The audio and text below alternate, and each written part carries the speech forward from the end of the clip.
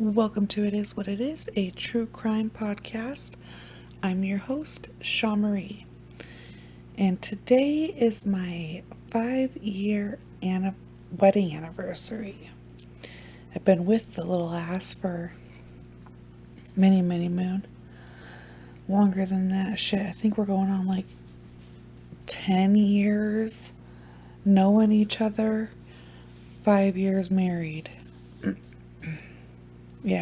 Yeah, my brother's been dead for about 10 years, so about 10 years. Crazy. Maybe even 11 years. Oh, God. So, yeah. And so, in light of my wedding anniversary, I was like, oh, we'll do something love related. And so I go on the ID channel and I'm like, we'll do it, right? There's a bunch of shows about love and murder. And then I see one that says Love Kills. And I'm like, bam and bam, everything in one title. So I watch it. There's only 6 episodes. And this show should literally be called What You Do When You're Stupid and You're in Love.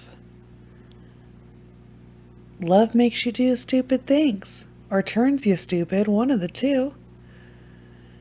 And it's just like, gee willikers, Batman. Like, I can't even handle some of this stuff. Like, so for one, you got 6 episodes, so you got 6 couples.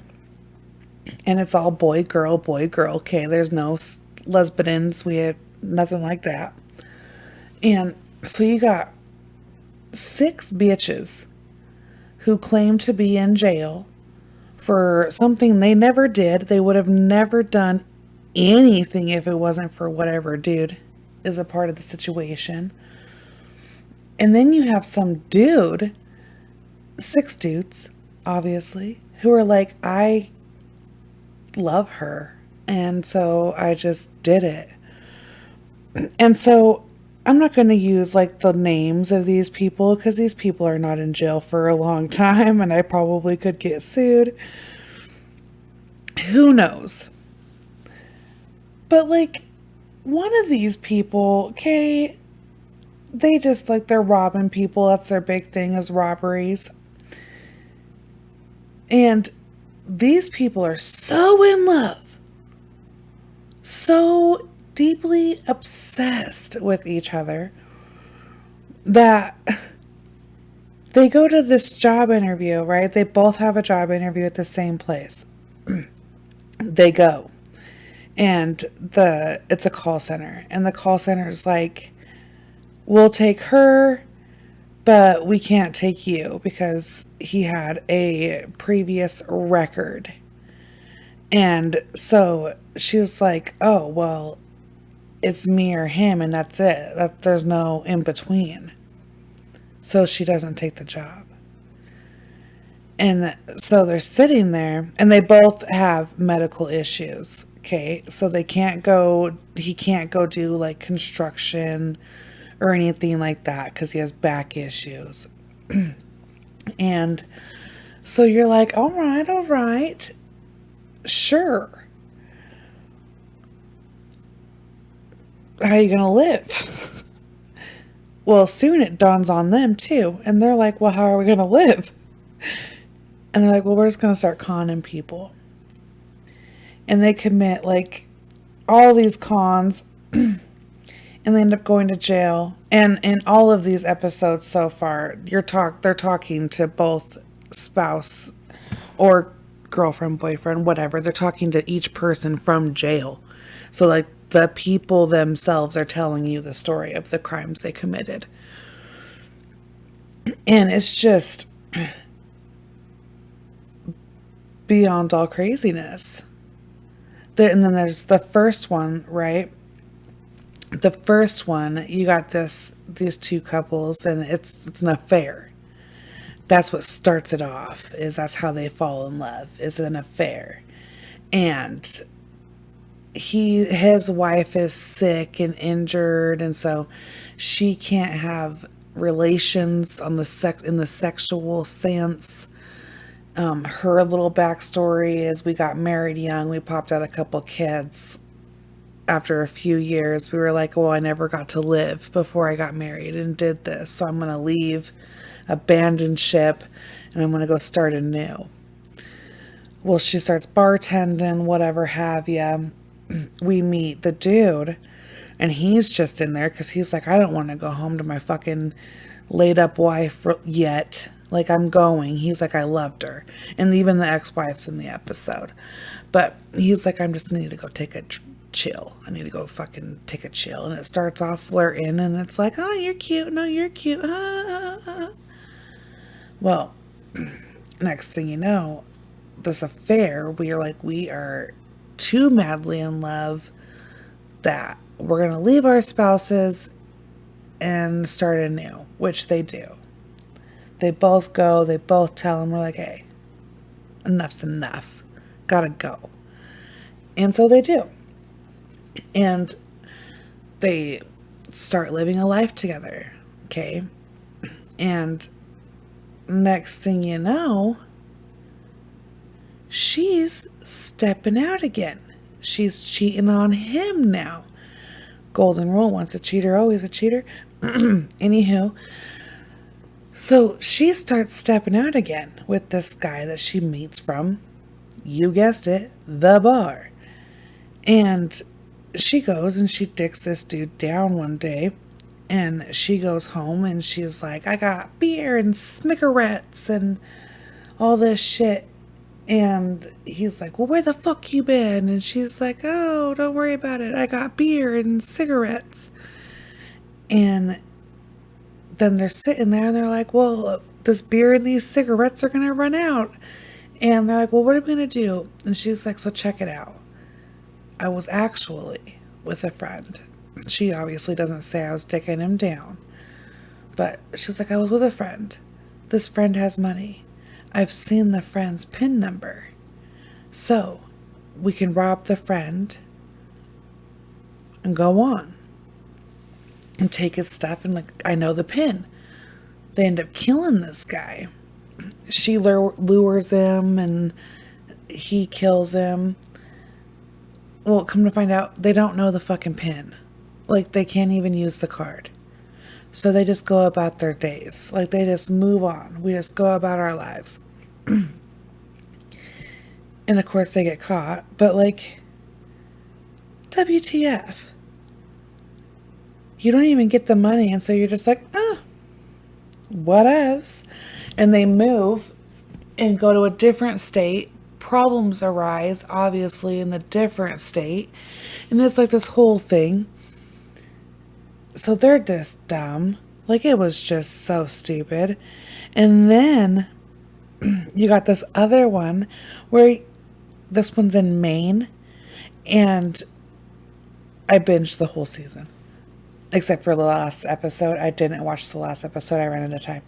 Anywho, so I'm going to tell you about them all because they were just all so good. I couldn't even imagine it. Okay, so then you got this guy from Maine who dropped out of school to work on the farm. The family has a farm. And the mom and the dad, everybody works at the farm. And the dad knows the son's going to take over the farm when he passes on. So he's like, there's no need for you to go to school. You need to focus on the farm. I need to teach you everything and anything I can know about the farm. And at first, his mom's like, and obviously cool with the farm. And eventually, though, mom grows old of the farm. So mom leaves. Mom goes for milk one day and doesn't come home. So then dad, and obviously the guy's grown now. So his dad's like, I'm hopelessly in love. I gotta go find her. So he leaves Maine. He tracks down the ex-wife in Colorado. And when he tracks her down, turns out he has cancer. So he dies. He never sees his son again. So the son meets this girl, obviously. They start living up at the farm. They're doing farm shit. We're farming. And here comes mom, like a dick. And she comes back to the farm and she's like, hey, taking back my farm. I'm selling it too, just so you know. Thanks. And she tells him, she was like, if you can come up with half of this or whatever, like $20,000 or some shit, you can start making payments to me, but you got to come up with this $20,000 in like 48 hours or some shit like that. It was a short amount of time. And so he does. He's selling off his tractors and everything else. He sells like 2 tractors and something else. He comes up with the money. Mom says, you have to pay me by Monday. And the guy that he sells it to is like, the best I can probably do is maybe Thursday, maybe even a Wednesday. And so the mom's like, well, too fucking bad. I said Monday. It's Monday. So she informs him. She's like, I'm doing this. Meanwhile, the girl that he's moved in is pregnant with some other dude's baby. And so she's with child. And the mom goes to her one day and she's like, have y'all talked to the police today? And the pregnant chick's like, no. Why? And she's like, oh, okay, cool. Well, I'm evicting y'all and y'all have till the end of the day to get the fuck up out my farmhouse, and thanks. So there's 2 story versions of this story. Well, all of the stories, obviously, but he says she shoots him. She shoots her. She says he shoots her. Anyway, someone shoots mom in the chest assist. Mom gets away. So she's hateful. Obviously. Well, mama scorn. And she's like, I don't fucking know. I think it was my son. My son is who I saw. So obviously the son gets arrested. And it's just insane. And the mom ends up selling the farmhouse, selling the farm and everything else. The person she sells the farm to is like, I'm only buying it because of the land. I could give 2 shits less about your barn or your farm or the house it sits on. Could give 2 fucks. She burns it down to the ground. She doesn't even as much as take out his baby photos out of this house. Burns it down to the ground. And then both of those dumbasses in jail for attempted murder. Stupid. Love. And then there's another one. Right? And then this one, there's this mom. And she has a son, obviously. And the son is like lonely. He's super sad. And so she's like, I'm going to hook you up with someone. Like, I'm going to match make this. I got you. So she goes to a burger place one day and she's getting burgers. That part's probably a lie. It was like a fast food place. And the chick behind the counter is super, super cute. And so she's like, oh, girl, what's your name? And so the girl is like, my name's this. And she's like, okay, I'm going to send my son in here to meet you. And so she calls her son and she's like, get your dumb ass over to said food place. Meet the chick behind the counter. She's super cute. So he goes and he walks in and he's like, are you so? My mom said I'd come meet you. And she's like, oh my God. He's cute. She's cute. So they start kicking it together. And they're so in love too that they can't be apart. They can't picture life apart. How crazy would it be if he went and peed by himself? You know what I mean? Like, they are just super close. He takes her to school. He picks her up from school. Like, they are constantly just holding hands. We're lovers. We're best friends, always together. Well, one day they're at her house. She goes to her mom, and these guys are teenagers. And she goes to her mom, and she's like, I need money or whatever. And the mom's like, fuck you. You have a job. You have your own money. I'm not giving you money. And so she's like, no, give me the money. And the mom's like, I said no. So, also, two versions of said story. Mom dies. She is with child though, the teenager. These two dumbasses have went and made a child because they said that that was like what they needed to do. And so he says that the only reason he killed her mom is because she was like, check it. If you don't kill my mom, I'm going to kill this baby right now. And the mom was like, have an abortion, give it up for adoption, do an open adoption to a family member, get the kid back after school, after you've grown up a little bit. You're still a kid. So her mom was like logical minded. His mom, after hooking this up and realizing shortly after hooking them up that this was not a good idea, because like I said, they're teenagers. They are always together, constantly together. There's no other hanging out with anybody else but each other. And that's a problem, y'all. Like, if you can stand to be around your spouse for 24 hours, the whole day, all day, every day, nonstop, by day 3, I'm going to assume you're a fucking psychopath. Because I like love my husband. Like, I love that motherfucker. Love him to pieces. Wouldn't do none of this dumb shit I'm telling y'all about. But I love him. But hell no, I don't want to fucking be with you all the time. Ugh. I'd go insane. My crime would be against him. But like, yeah, so the mom, he kills the mom. And like, at the end of the episode, they're talking to the people, like I said, in the jails or whatever. And she's like, I still love him. She's like, and maybe we can be together, you know, after this little hiccup. Girl, this ain't no hiccup. You killed your mama. Jesus Christ.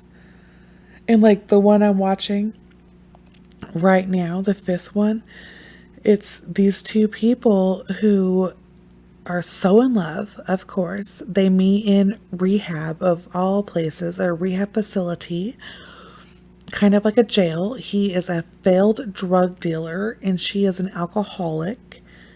Match made in heaven. I assume so. And these two idiots start talking in the jail.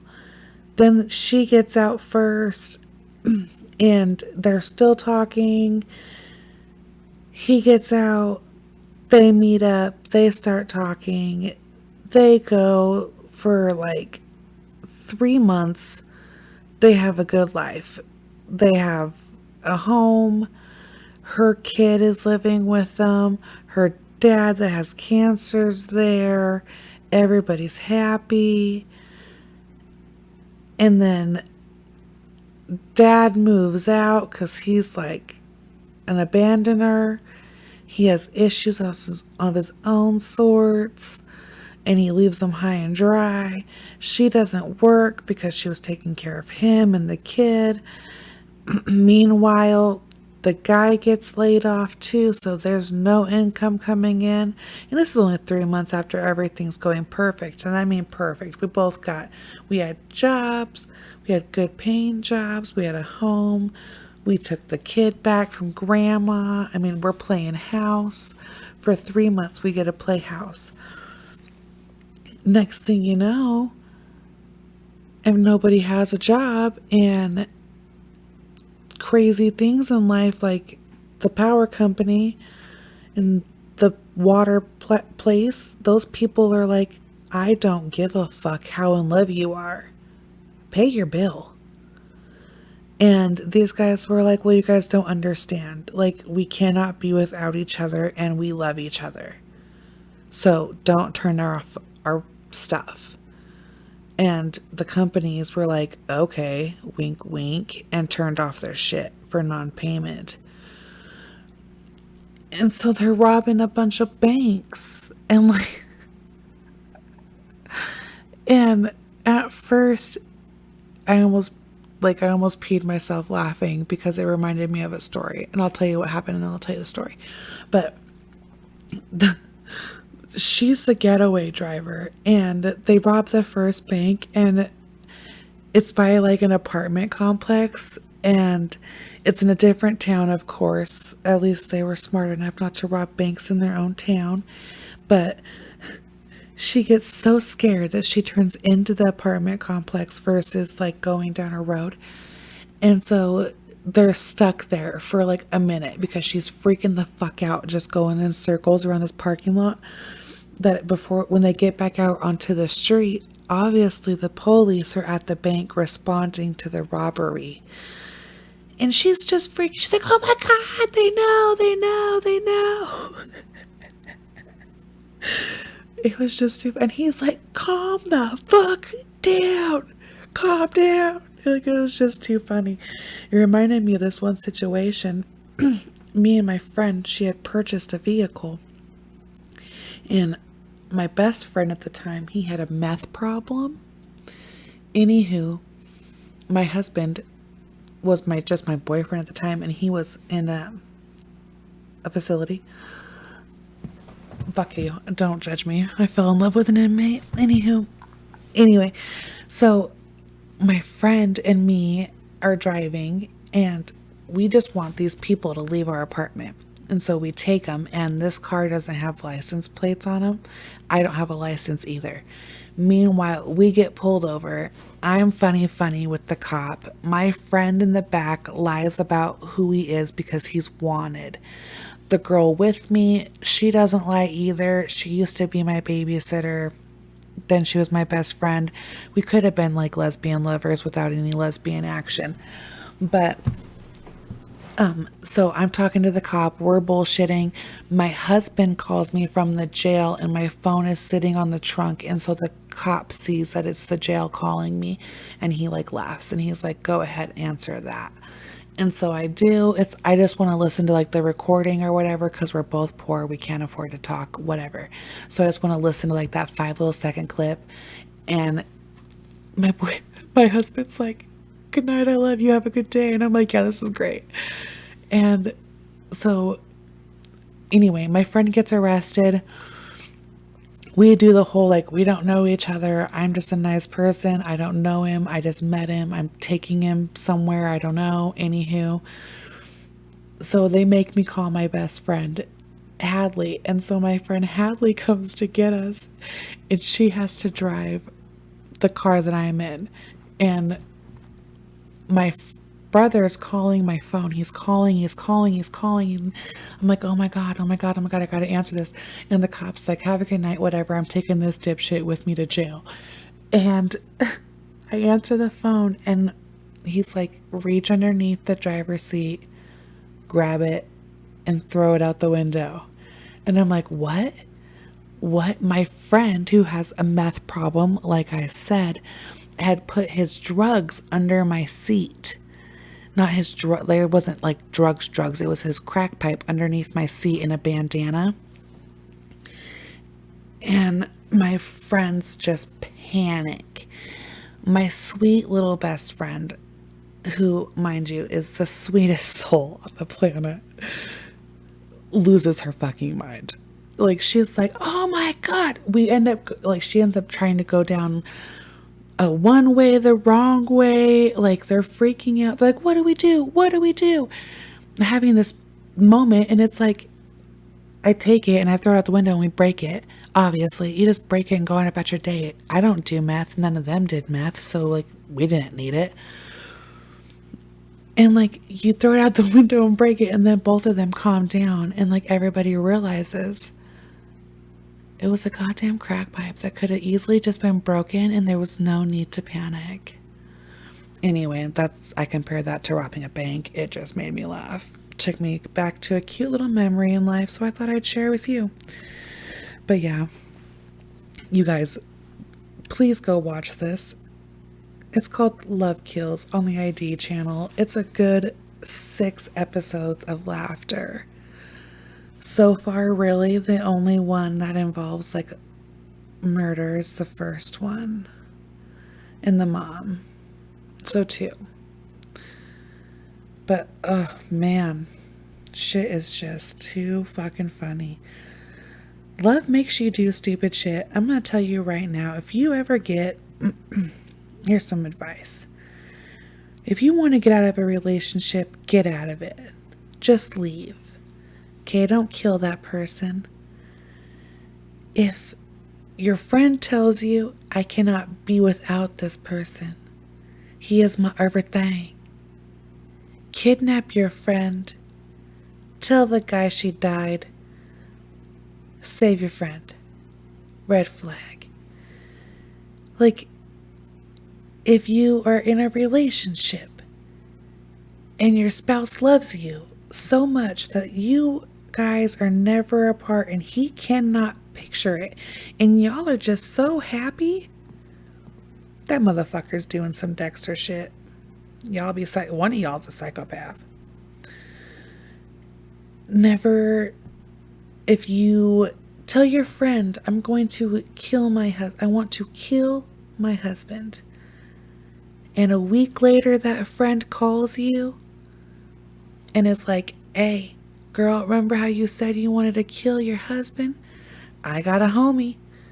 Don't do it. That homie's a cop. And when you go to get your husband killed by said homie / who's a cop, and that dude is like, I'll do it for a bag of Pringles, a Mountain Dew, and some gas money, he's a cop.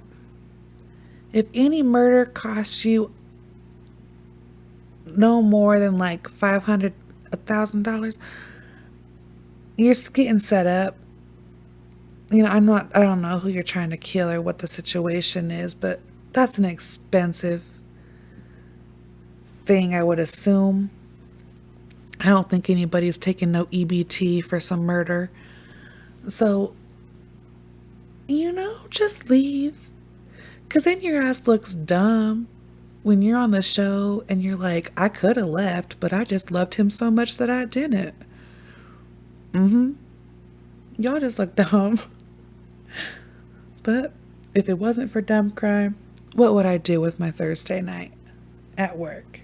But anyway, I love you, all of you. Thank you for listening to this episode. And yeah, happy anniversary, babe. I love you very, very, very much. Thank you. And yeah, this whole podcast was his idea, so I appreciate him. He is truly my best friend. We have a very crazy life and very interesting history, but I wouldn't change it for the world. And I love you enough that I don't need to do some crazy shit with you, I just love you. So yeah, you guys have a good day. Happy Friday. Follow me on Facebook at It Is What It Is, a true crime podcast, or on YouTube, it doesn't matter.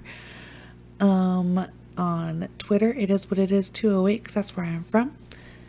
On Instagram, It Is What It Is Pod 19, all together, no spaces, no nothing. Go ahead, drop a happy anniversary comment or whatevs if you want. You ain't got to. And the YouTube video will consist of cute photos of me and my husband throughout the ages. Fun. So yeah, have a good Friday. Bye guys.